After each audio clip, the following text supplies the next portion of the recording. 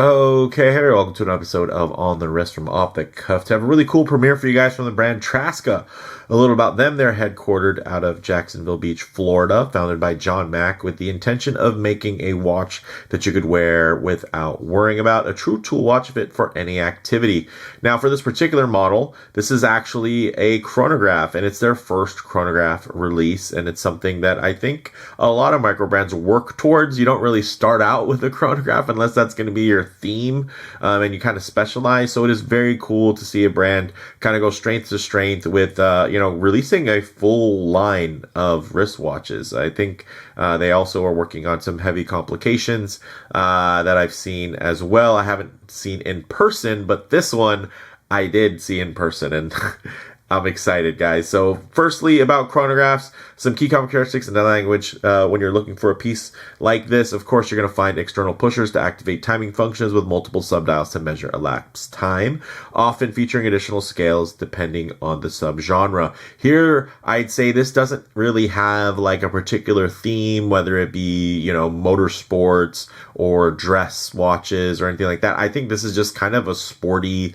all-arounder, which I can absolutely appreciate. And they didn't go safe when they did an all-around watch that is quite versatile. They went very specific. Look at those dials. Guys, this thing is awesome. They describe it as an audacious yet respectful challenge to watchmaking convention. Two symmetrical subdials make use of transparent discs to announce elapsed time left in terms of the minutes, and then the running seconds on the right-hand side without the need of hands. So I'll let you guys take a minute, breathe it in, check it out. It's very, very cool. Now, this I'm gonna time this so that it will be posted right as they're making their announcement. So if you're watching this right now, like live, it's a premiere, it's just been released. And if you're watching it later on, looking back, cool, that's fine too.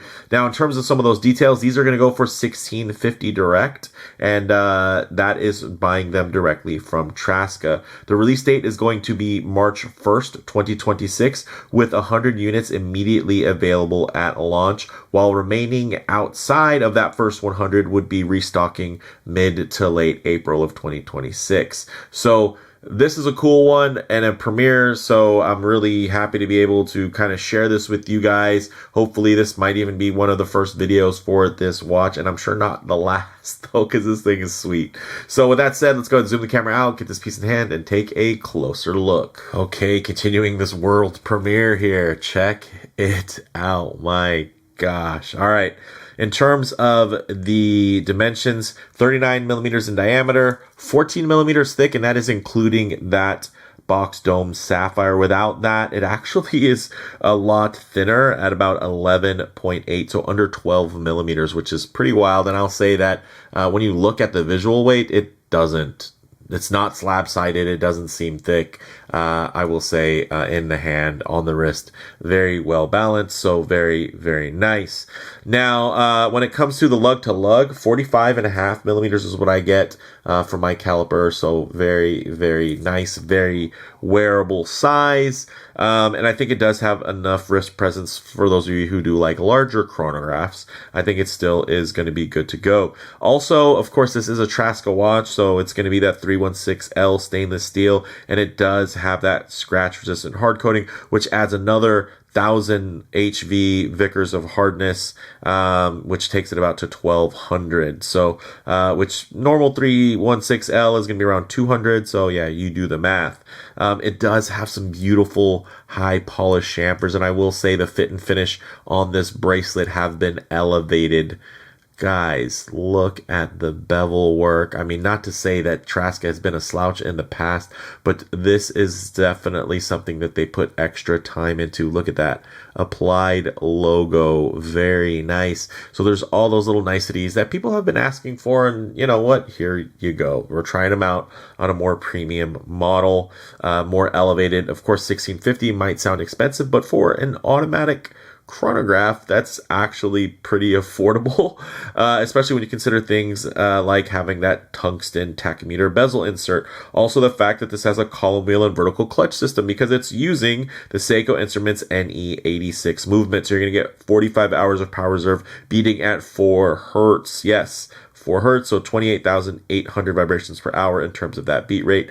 Nice and smooth. And because it does have that vertical clutch system, that does mean that you can run that tachymeter seconds without it actually bothering anything. So very, very cool. You're going to get minimal wear and tear from that perspective. So if you do want to run it as a running seconds, sync it with the 60-second timer, and you can see there that sub dial. Here it comes. We'll wait till it gets back around again and we'll get it going. Of course, that hand is a little bit in the way, but let's wait for it. And then you guys will see, if you own this, what you can do to sync that. So 60, bam. So now the tachymeter seconds is going to be in sync with that sub dial, the running seconds. And then also you'll see, of course, that 30-minute counter is going to slowly tick away there as you come all the way around with each revolution. Now, double dome box sapphire, which we talked about, inner anti-reflective coating, very nice there, beautiful legibility. You can see even at harsh angles, very minimal distortion besides on the very far reaches of that crystal. And getting into, again, some more of those details, that tungsten insert is very nicely done, beautifully matted. I didn't even realize this was tungsten until, of course, reading the specs. So I think that was really cool integration. It just matches the dial beautifully. And then again, you have a very great, this movement is nice. It's nice to see someone execute it in such a thin fashion. I think that is awesome and something I've been waiting for. So as a collector, as a fan, of course, a big Seiko-holic, is somebody also loves a great micro brand. You guys know me and my channel. I'm huge on micros. Traska is right up there when I think of, the likes of a Christopher Ward, Zelos, some of these very big mainstream brands, Notice, that have really caught on in the micro space. Traska is right up there competing with some of the best of them. Now, the case back is solid and etched, as you guys can see here. Let me get it to focus. There we go. Not much to look at there. Of course, again, it is just solid and etched. And then you can notice some of these fine bevels just all over the place, whether they be on the pushers. Look at the detail on that crown. Very exact, nice and intricate as well. So very, very cool. So I dig this one a whole lot. Now, the dial, let's get to it, guys. Matte gray dial, applied indices, applied logo. You're going to get Super Lume Nova BGW9 grade 8 Lume. You're getting multifaceted diamond cut hands. So you're going to have them where they're brushed with those polished bevels. And in terms of water resistance, guys, with that screw down crown that's beautifully signed, you're going to get 75 meters of water resistance, right? That doesn't sound like a whole lot. It's not quite 100 meters. It's a little bit more than 50 meters. All right, but guess what? That's 250 feet. So, all right, it'll be okay. This is definitely something with this, of course, with the crown pushed down, and you don't want to typically actuate any types of pushers on any chronograph, even a diving chronograph, while it's submerged typically. So kind of a rule of thumb. But at 75 meters, I think that's great, especially because I'm sure that has to do with the way they were able to maintain the thinness here, as well as the beautiful box dome sapphire. I think if, the trade-off there is completely worth it in my personal opinion, but let me know what you think down in the comments. Now, here's a little bit of a point of contention for you. Some of you might have noticed from the specs came across 21 millimeter lug width. Some people will cry foul. They're going to say, oh, it's 21. Why 21? Why couldn't you just do it a 22 or a 20 so that all my other aftermarket straps will work? Hey, good news is this is one of the best bracelets on the market. Fully articulated, beautifully beveled, and these links are short enough to where essentially you don't even have half links. Also, it's plugging into a toolless micro adjusting clasp where you're going to have quite a bit of adjustability. So very nice from that perspective. And yeah, I think maybe I'll keep it right there. So very, very cool. And when I asked John about the choice for the 21 millimeter lug width, he had a very simple answer. He loves the proportions of the 36 millimeter case size that he's done for the commuter as well as I believe the summiteer, and but with the 20 millimeter lug width. So having the smaller case with a bit of a wider lug width in terms of that visual flow, I really can't argue with him. This looks great. I don't know how much it would have thrown the design off if they would have went slightly wider or slightly smaller. But I will say again, as somebody who enjoys a good OEM bracelet, I can't be too upset about it because it has pretty much one of the best bracelets on the market in terms of, within this price point category. So, yeah. Fully articulated though, screw pin construction, 21 millimeters down to 16, about 18.5 millimeters on this push button clasp there, which also has some nice fine bevel work as well. So with that said, let's actually get it on the wrist and see how it wears. Okay guys, as you can see on my 7.5 inch wrist or 19 centimeters in circumference, it hits a real sweet spot. Beautiful for daily wear, and definitely not one of those things where it can be a certain size where it needs to be sporty or needs to be dressy. I think again, it hits a sweet spot. Of course, my wrist is on the larger side of average at 7.5 inches, but it is quite a tall and round wrist, as you guys can see. So it's not like it's super wide and flat and accommodating. But if I get my wrist a bit too close to the camera lens, you're also going to notice quite a bit of perspective distortion. It's going to make the watch seem a lot larger. That watch head is going to be enlarged, and then the sides are going to kind of fall away, the sides of my wrist, and then of course the bracelet as part of that. But look at these details. So I want to be able to show you those close-up details, but I want it to be at a bit of a truer aspect ratio. So I'll leave my wrist nice and low and then just tighten up the frame here so that you guys can get that better look. And my goodness, yes, look at that. I will say my first thoughts when I saw it, in my mind, I was like, what would I change? What would I tweak? What would I reverse? What would I invert? Like, what would be the different color schemes? And it was just one of those things with a new watch when it comes out that kind of surprises you. That's just what your mind naturally does. And I'm sure some of you are going through that, you wouldn't have done a pop of red. Maybe you would have done more traditional sub-registers, this, and that. Maybe you would have preferred certain colorways. I have to say, guys, after spending more time with this piece, once I just let it be what it was, I appreciate it. It's awesome. I think, of course, the colorways flow quite nicely. I do like those details, especially when you get into spending a little bit more money. You do want to pay for some design aspects, right? It doesn't matter when you're kind of paying for the, under $500 and you kind of expect it to be very much within that homage space, because you're just paying for the specs, not necessarily for the design. Here, as you're climbing up in cost, it is nice to get some great design work. I have to say, I think other micro brand runners are going to take note of this piece here and they're going to appreciate it. This is definitely going to be one of those ones where me, I'm big on creating 3-watch collections. You can do that now with Traska, which is called 4-watch, 5-watch collection. Actually, if you get everything that they have, but you guys know me with that kind of trilogy that Omega kind of built the blueprints for, and that even Seiko recently paralleled, with their named watches as well, right? With the Alpinist, the Marine Master, and the Speed Timer. So it's really cool to see Traska enter a similar space at such an early point, right? I mean, it feels like they've been around, for a long time, to 2018. That's quite a while back. But to see them really grow their brand out, have all these beautiful iterations where they're improving their platforms and now even expanding into places that are not easy to get into. Again, a lot of times micro brands that do mechanical chronographs, a lot of times that's their specialty. That'll be all they do. Think about Brellam, right? Like that is their bread and butter. Yes, they do a couple other watches that aren't chronographs, but yeah, that's kind of how it is. You don't just accidentally put out something cool like this. It's a very deliberate effort, and I have to say I'm very impressed. So with that said, let's go ahead, get this off the wrist, set up for some Lume shots, low light transition, and closing thoughts. Okay, let's go ahead and hit the lights here.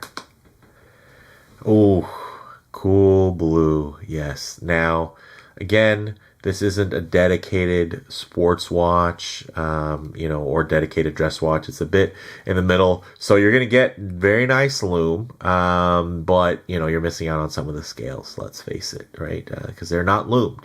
But one thing I always like to work in is going to be a bit of a low light transition, because you're not always going to be out in the middle of a field enjoying direct sunlight. A lot of times you're going to find yourself coming out of buildings, walking underneath overhangs, or just hanging out underneath the shade of a tree. So it's nice to see what these colors, textures, and finishes render like in less than optimal lighting. And I have to say, guys,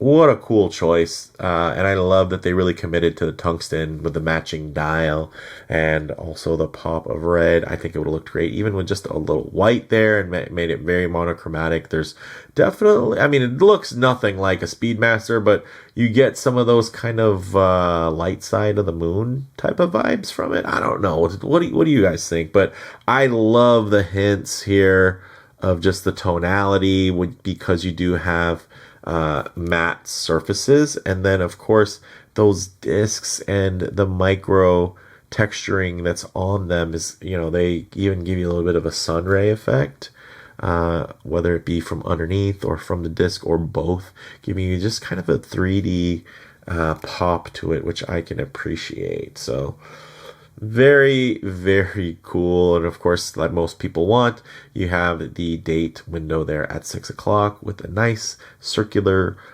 punch and then a beautiful bevel around that as well. And I really am enjoying this applied logo. I'm hoping I'll see that trickle its way into some of their other. This is tough because it's just like, it's a brand that I love so much. Every time they have a new generation and they have make a significant upgrade, I want the latest one. So as a consumer, it's a little tough, but at the same time, the cool thing is when they make a change, typically there's a market for the people that like the previous variation. It's something I definitely have people reach out. Hey, what about that Gen 1? What about this? What about that? So I know there's a market for some of these ones, and I think that's kind of the fun of it. And, who knows? Maybe Traska keeps going and it will be a thing, right? And obviously you don't buy watches for investment pieces, but I will say every brand starts somewhere, and this is just an amazing starting point, especially within the subgenre of chronographs. So very, very cool. Even in kind of the niche of NE88, NE86 powered chronos, this is one of the cream of the crop that are out there. So very, very impressive. And I've reviewed quite a few on the channel, and believe me, I love this movement. I have, it's basically an 8R movement, which I have in various Seiko based chronographs, all in-house, of course, by comparison. And they're chunky boys. They are big boys. And this is not a, it's actually a bit thinner than let's say you compare it to a 7750. But it's just the layouts and everything like that, because the 7750 is going to be integrated versus here it's going to be modular. So closing thoughts, guys, on the wrist, very balanced wear. Again, only 11.8 millimeters thick, not counting that domed sapphire, box domed at that. So the bracelet, also I do want to mention, is elevated to another level above Traska's already impressive offerings. So I love Traska bracelets. I'm not like, hey, I wish they'd improve these every iteration, but they kind of do. You can tell just by a quick detail as you look here on your screen. Look at that end link fitment, guys. Look at that center on the female end link and that contouring, how sharp and 3D that is. It's impressive. So yeah, and this just, again, takes that formula to another level, and I'm looking forward to seeing this trickle down into some of their other models because this thing is impressive. In terms of model variants, there are none yet, but depending on the sales of this initial release, future colorways or styles may eventually become available. I'm sure there's quite a few different things that John and the team there, ideas that they had for this, and they settled on this one, and I'm sure, whatever those next top 3 things or things that people reach out about are definitely going to be getting looked at as long as this one moves units. In terms of comparable models, I'd say the Korean Made Pitzmann III Mark II would probably, be this Traska's closest contemporary at $14.99, a little bit less expensive, not by much, but a little bit. And it does have an NE88 versus an NE86 because it's going to be the 3 register versus the 2. But it does lack that hard coating and definitely leans into the more traditional motorsports design theme, which that's a watch that I really think is cool, and I would love to review one of those as well. I've only reviewed like one Pitzmann, like early in the Pitzmann 1, which is now discontinued. But I'd love to check that one out. Haven't had a chance to, but that thing is cool. And I consider this right up there with that. And with my experience with, with Traska, it just makes sense. I don't have as much experience with Pitzmann, but I was very impressed with some of their earlier offerings. So for me, guys, bottom line, I've been a fan of Traska for over 7 years now, since the very first Freediver prototype that they sent me back in 2018. And it's really awesome to see them hit this latest milestone here in 2026 with their first chronograph that continues their tradition of constantly elevating their offerings with each new release. So very cool. It's just a brand that I think is right there in that sweet spot of being agile enough to make those improvements, but really build their own design language, build their own ethos, and kind of give you, updates sometimes you haven't even asked for, and improvements, and you can just tell that the brains behind this brand really do care about the product and making sure it's the best product, and that stands out at a brand level across their product lines. It's something that I think goes hand in hand. So very, very cool. I'm just so proud of John and the team. Again, very humble beginnings into something like this, and yeah, I'm impressed. But let me know what you all think down in the comments below. If you like the video, please hit like, and if you're already, please subscribe for more content just like this. Thanks, guys.